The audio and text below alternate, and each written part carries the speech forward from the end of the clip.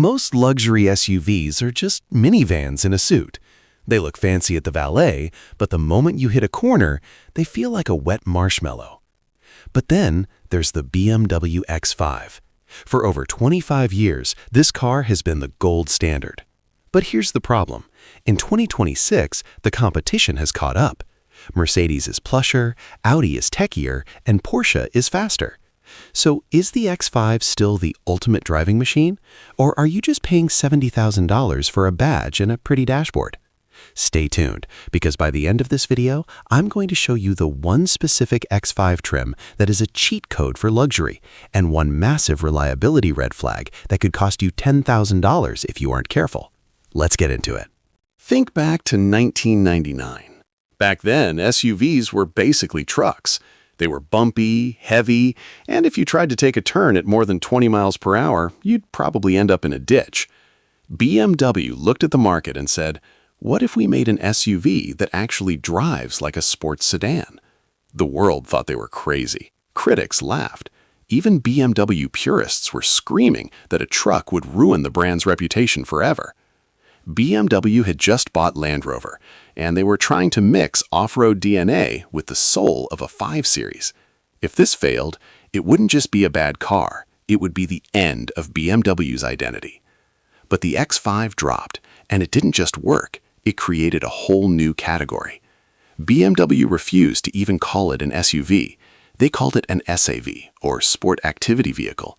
It handled like a dream, looked aggressive, and suddenly, every soccer mom and CEO in the world wanted one.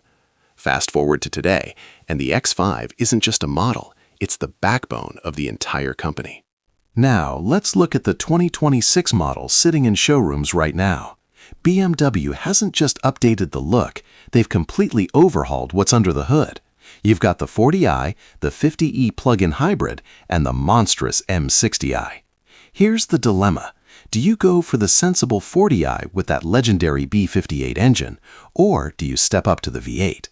See, the 40i is bulletproof, but some people say it feels a bit tame for a car this big.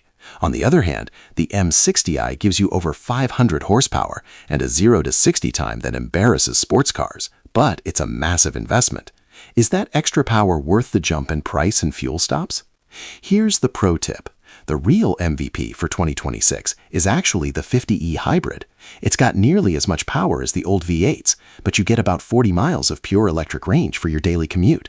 You get the punch of an M car with the fuel economy of a Prius. It's the perfect middle ground that makes the V8 feel almost unnecessary for most people.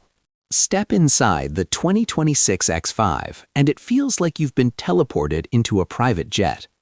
The first thing you see is the BMW curved display, a massive, seamless piece of glass that houses everything. But here's where BMW is taking a huge risk. They've removed almost all the physical buttons. Even the climate controls are buried in the screen. For a lot of drivers, this is a nightmare.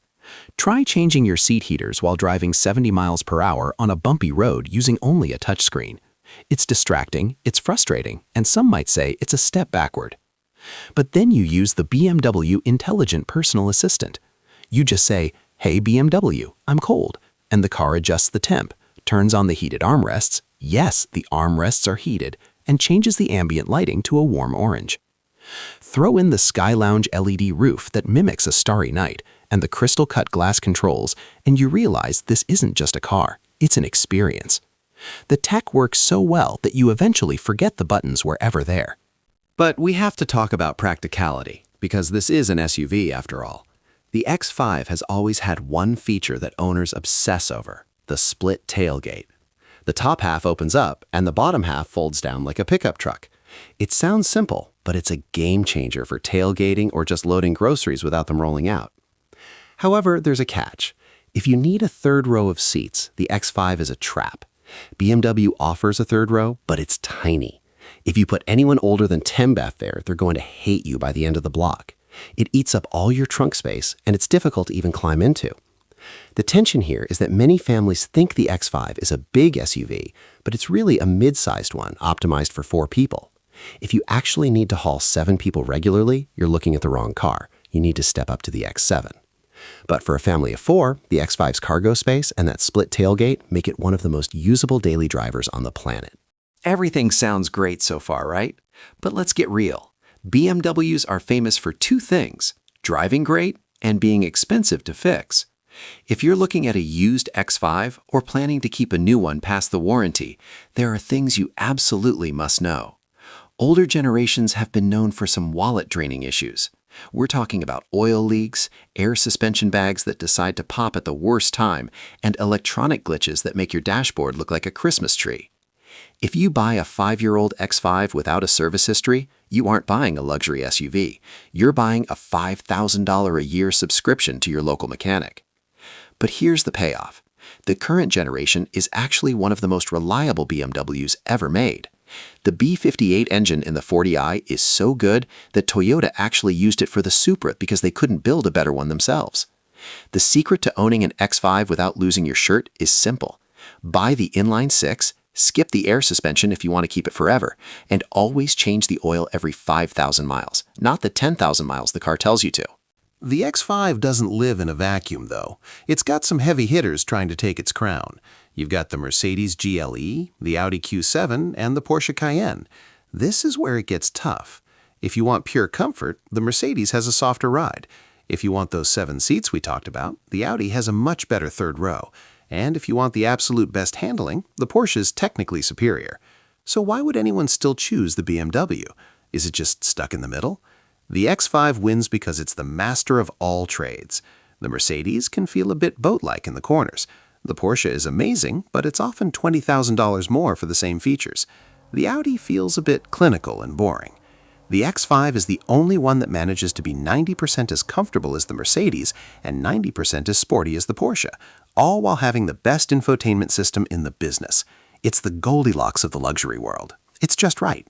So, what's the final word? The 2026 BMW X5 isn't just a status symbol. It's a masterclass in engineering that has managed to stay relevant for over 2 decades.